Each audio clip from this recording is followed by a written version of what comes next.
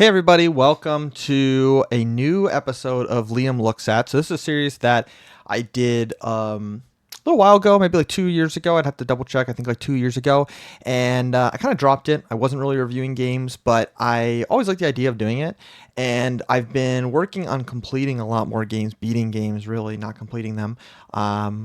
So I have been, looking for a way to log that, and I have, listened things like that. But I thought this would be a really fun way of reviewing games, like after I beat them, to give kind of my initial thoughts. I liked doing it in the past when I did those, and so I'm going to try and do that this year for every game that I beat. So today's game is a very special game.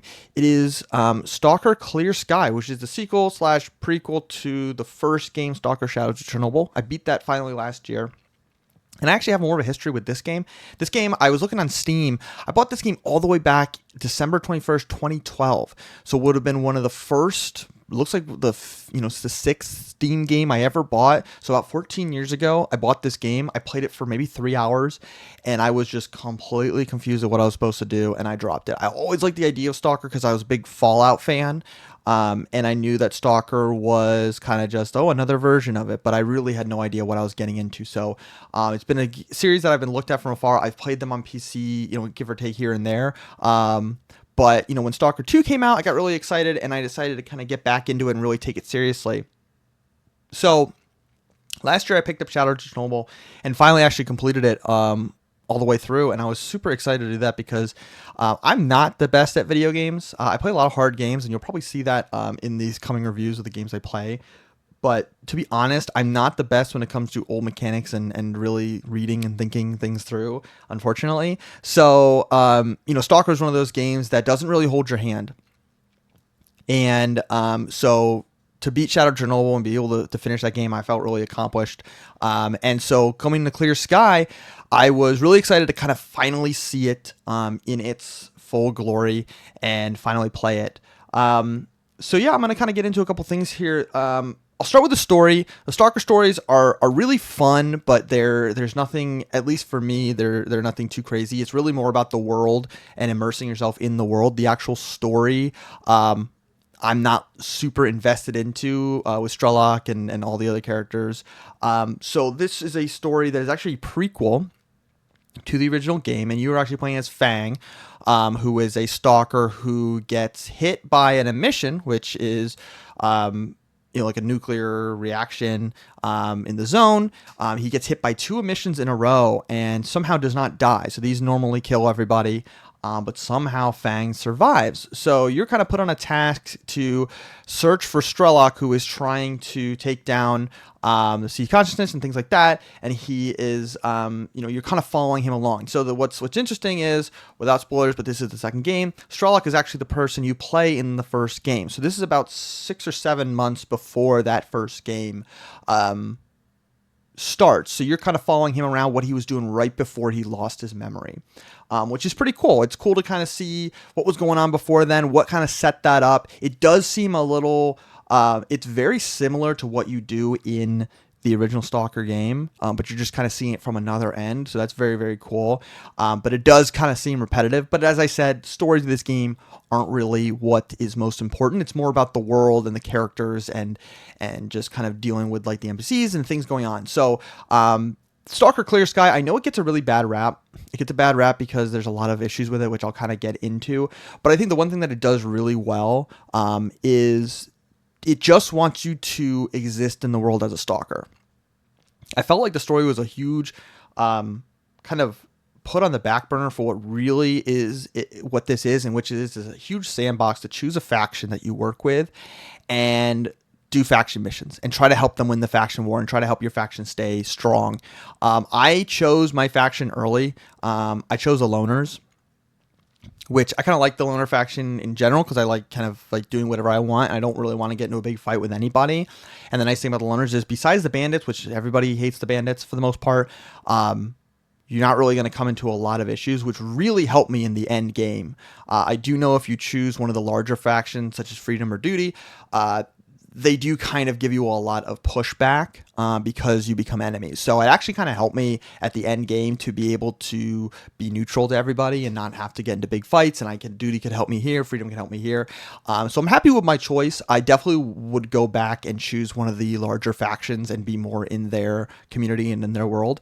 But the faction war stuff is really cool. I didn't get too much into it because I really wanted to finish this, and I know that I could have spent hours upon hours doing that, and I felt like this had a pretty meaty story mode, really just kind of doing side quests here and there. So that is what I really liked. I'm curious. I still think I like Shadow of Chernobyl more for reasons I'm going to get into, but I really think that this was a very solid game in terms of what it had and what it provided. It may not be the best story and best campaign, but it definitely was very immersive, and I felt like I had a lot of freedom to do the things I wanted to do, which is huge, especially for replayability. So that's awesome. I'm going to get into some of the negatives with this game, and the thing that stands out to me, there are two huge negatives that I think are do not present themselves as much in Shadow of Chernobyl as it does in Clear Sky. They really wanted to add more systems in this game, weapon upgrades, which I like the idea of weapon upgrades, but the problem is, for someone like me who kind of went through and I didn't have a ton of money throughout the game, I didn't really, the weapon upgrade system was kind of difficult. I upgraded one or two weapons and I really didn't feel that much of an improvement until I was given a fully upgraded weapon. So maybe that's on me for not fully upgrading weapon, but the accuracy of the guns are atrocious. I mean, I'm okay with, the farther an enemy is, you have to, change your sights, but when you are right up to an enemy, and I'll have to check if I have footage of it, but I had a shotgun and I was literally point blank shooting at dogs and it was not hitting.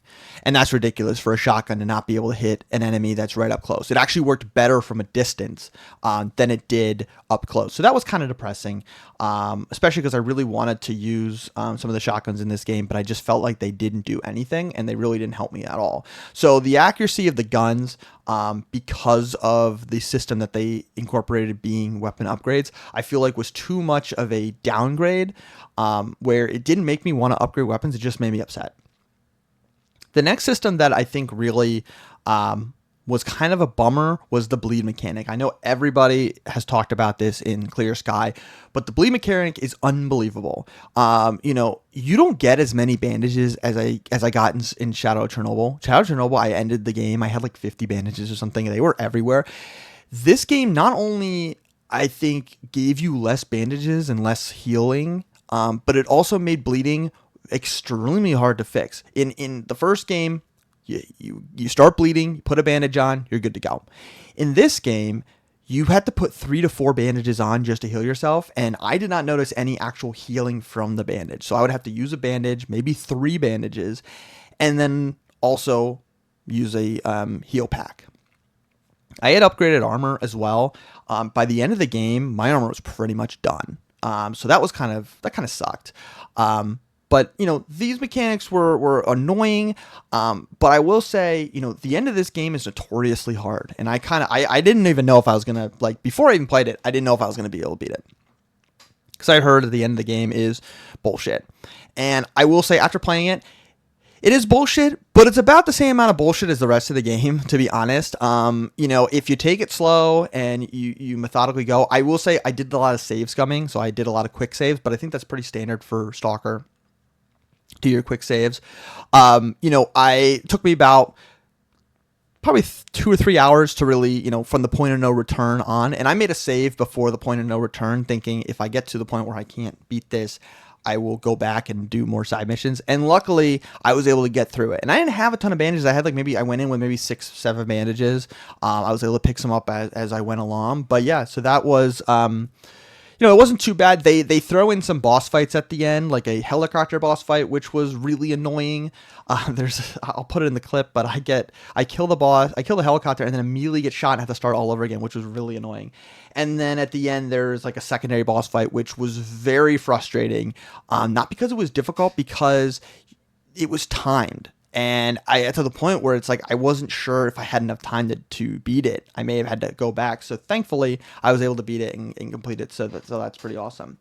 But overall, I really liked S.T.A.L.K.E.R Clear Sky. To the surprise of probably nobody. It's a great game. It has flaws. I have heard that some of these things that I complain about are fixed in Call of Pripyat, so that's really cool. And yeah, I think that this game overall is really solid. I did play it on the PS5. Overall, I'm a controller guy, so I know everybody is gonna say like you got to use keyboard and mouse. I had no problem with the controller. The only issue I had was and this is kind of a lame problem to have, but you don't have a quick save kind of hotkey on PlayStation 5 controller. So like if I wanted to save before a fight or save like mid fight or something like that, and I didn't want to do something over again, I had to pause, go to save over something. So I do kind of wish they would implement some sort of quick save option, like a quick one, because I know on PC like you can just hit like F1 or something or one of those buttons and do that. So that's like really only console negative, but it's a really great game. It works fine on the console. There's some stuttering, but that's kind of Stalker's thing. But yeah, I had a great time. I'm really excited to get back into reviewing games, even if it's for 5-10 minutes. Nothing too crazy. Well, 10 minutes exactly almost. But yeah, this year I'm actually doing all of the Fallout games as a game challenge. So look forward to seeing those throughout. I've got a couple other games that I'm finishing up reviewing. I'm almost done with Ninja Gaiden 4. I'm working on Ghost of Yotei. That's going to be a lot longer to beat. And then First Berserker Gazan, things like that. So yeah, just be on the lookout. I'll probably do Call of Pripyat at some point, but I'm going to take a little bit of a Stalker break. But yeah, that's pretty much all I got. Stalker Clear Sky gets 2 good thumbs up from me, and I'll check you guys in the next one. See ya.